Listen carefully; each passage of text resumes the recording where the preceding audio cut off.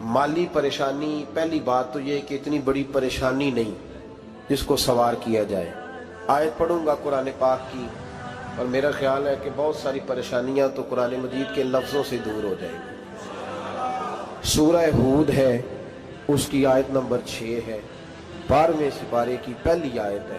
क्या अंदाज है, और मेरे रब का कितना मन मोह लेने वाला और दिल को छू लेने वाला अंदाज है।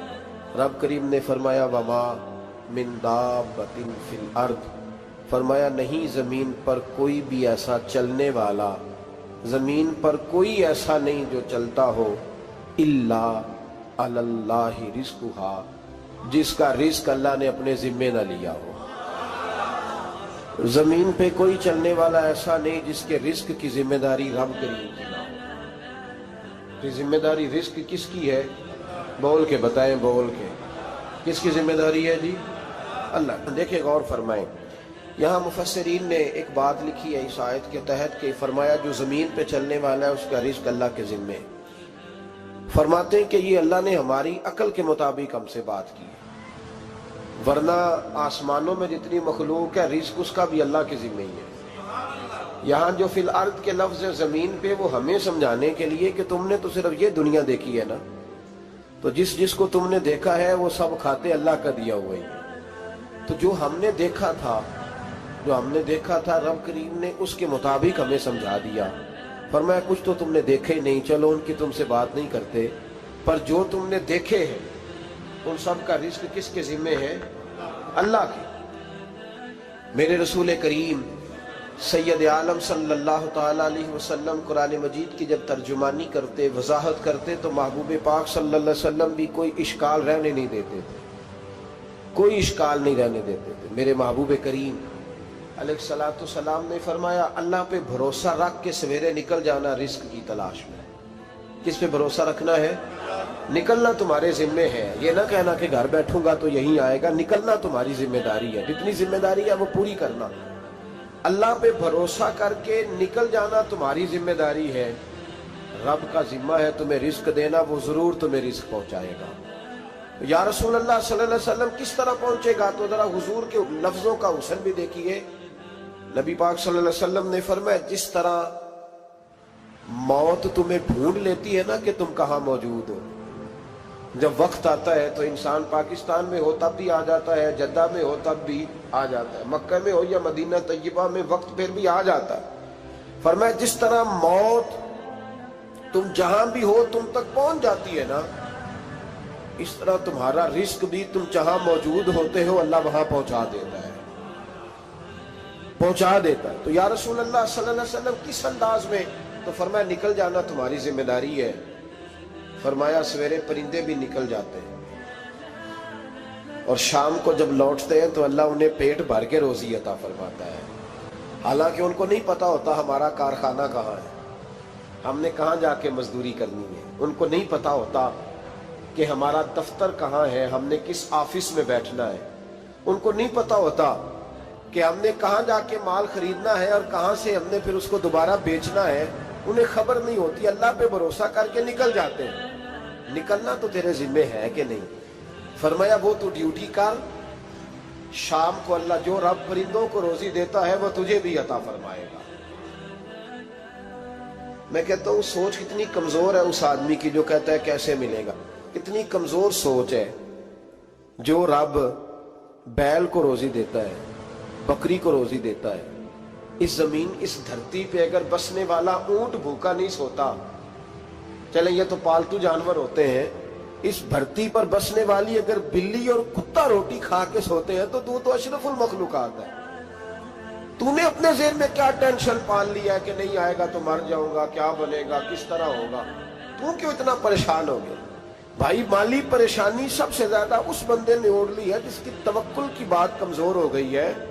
तू सीधी तवज्जो अपने रब करीम की जानिब रख, सीधी तवज्जो अल्लाह की जानिब कर। रब फरमाता है जिम्मा तेरा नहीं, जिम्मा मेरा। लेकिन तनख्वाह एक आती है घर में।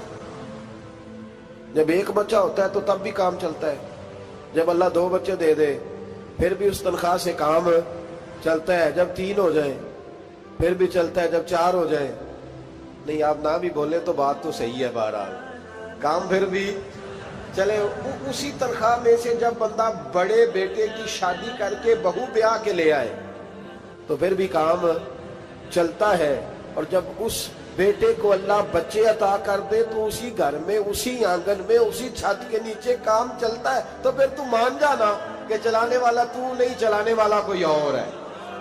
پھر تو مان جا کے چلانے والا کوئی تو اس وقت جب تنخواہ تیری لگی تھی تو کہتا تھا ابا ابھی میری شادی نہ کر، میں بیوی کو کیسے کھلاؤں گا؟ تو وہی شخص ہے جس کی چھت کے نیچے پھر 1.5 درجن پوتے بھی پل رہے اور گزارا ان کا بھی ہو رہا ہے۔ تو رزق کا ذمہ کس کا ہے؟ اللہ کا ذمہ۔ اب ہمیں پتہ ہے پہلی بات تو پریشانی اس لیے اتار دینی چاہیے کہ ذمہ ہمارا ہے ہی نہیں۔ اب دوسری بات یہ کہ ذمہ داری کس کی ہے؟ اللہ حکیم بھی ہے اور علیم بھی ہے، حکیم بھی ہے اور جانتا بھی ہے اور اسے پتہ بھی ہے کہ دینا کس طرح ہے۔ اب ہم پتہ کیا کہتے ہیں؟ کہتے ہیں وہ جو بندہ پجاروں میں بیٹھا ہے وہاں اسے نہیں بیٹھنا چاہیے تھا، اور میرا حق تھا۔ تجھے زیادہ پتہ ہے کہ اللہ کو؟ بول کے بتانا کس کو پتہ زیادہ ہے؟ کیوں جی؟ تو آپ اصل ٹینشن پتہ کب لگتی ہے؟ جب بندے کہتے ہیں نہیں وہ پجاروں میری تھی، میرا حق تھا۔ وہ جب گزرتی ہے نا پاس سے مہران کے تو مہران والا ٹینشن بڑی لیتا ہے، حالانکہ اللہ کو زیادہ پتہ ہے کہ وہ حق۔ ایک بات اپنے ذہن میں یاد رکھ لیں، رٹ لیں کہ جو میرے لیے بہتر تھا میرے رب نے مجھے دے دیا، اور بات ختم ہو گئی۔ بس وصل اچھا ہے نہ فراق اچھا ہے، یار جس حال میں رکھے وہی حال اچھا ہے۔ بس جو میرے حق میں بہتر تھا میرے رب نے مجھے، مسئلہ یہ ہے کہ تو اس پہ راضی ہونے کو تیار نہیں۔ حضرت علی کرم اللہ تعالیٰ وجہ الکریم نے میرے نبی پاک کی ایک حدیث بیان کی ہے، اور جناب علی جب یہ حدیث بیان کیا کرتے تھے تو حضرت مجاہد فرماتے ہیں یوں لگتا تھا کہ جیسے حضرت علی ہمیں ہر پریشانی سے نکال رہے ہیں۔ مولا علی شیر خدا رضی اللہ تعالیٰ عنہ فرماتے ہیں کہ مجھے میرے نبی پاک صلی اللہ علیہ وسلم نے ایک طریقہ دیا تھا ٹینشن فری ہونے کا۔ آپ فرماتے ہیں مجھے تو بڑا راس آیا ہے، تم بھی اگر کر لو گے تو تمہیں بھی فائدہ دے گا۔ کہا وہ کیا؟ حضرت علی کہنے لگے محبوب علیہ السلام نے فرمایا تھا لوگوں تم اللہ کے دیے ہوئے تھوڑے رزق پہ راضی ہو جاؤ، وہ تمہاری تھوڑی عبادت سے تم سے راضی ہو جایا کرو گے۔ بس تم 2 نفل بھی پڑھو گے تو اللہ راضی ہو جائے گا، تم 1 رکوع بھی سویرے اٹھ کے پڑھو گے تو وہ راضی ہو جائے گا، وہ تمہارے 313 درود شریف سے راضی ہو جائے گا، تم اس کے دیے ہوئے تھوڑے رزق سے راضی ہو جاؤ۔ ٹینشن اس لیے ہوتی ہے کہ ہم راضی نہیں جو اس نے ہمیں دیا ہے۔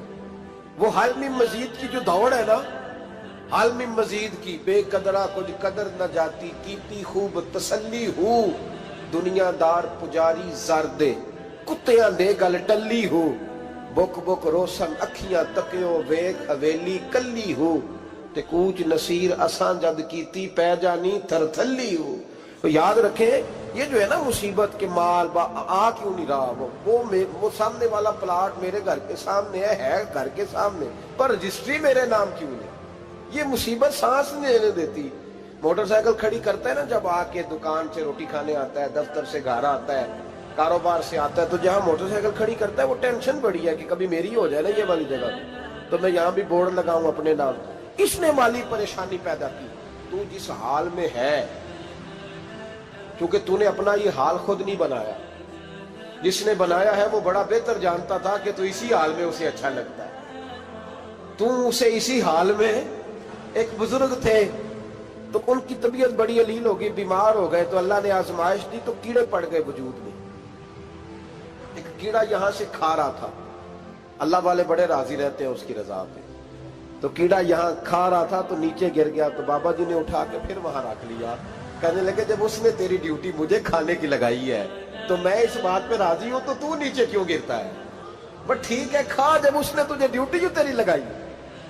سالبہ بن عبد الرحمن ایک صحابی تھے، سالبہ غالباً، نبی پاک صلی اللہ علیہ وسلم کی خدمت میں آئے، کہنے لگے یا رسول اللہ صلی اللہ علیہ وسلم غربت بڑی ہے، میرے لیے دعا کریں اللہ زیادہ مال دے۔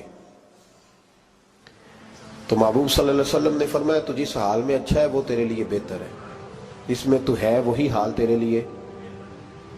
مشکل ہے نا یہ جواب سننا۔ کہتے پیر صاحب فلان جگہ سے تویز آیا، وہاں تو وارے نے آرے ہو گئے، تو آپ کے ہاں؟ تو میں کہتا ہوں یہ تویز دینے والا اگر تویز دے کے امیر بناتا ہے تو پہلے خود کیوں نہیں بنتا؟ یہ خود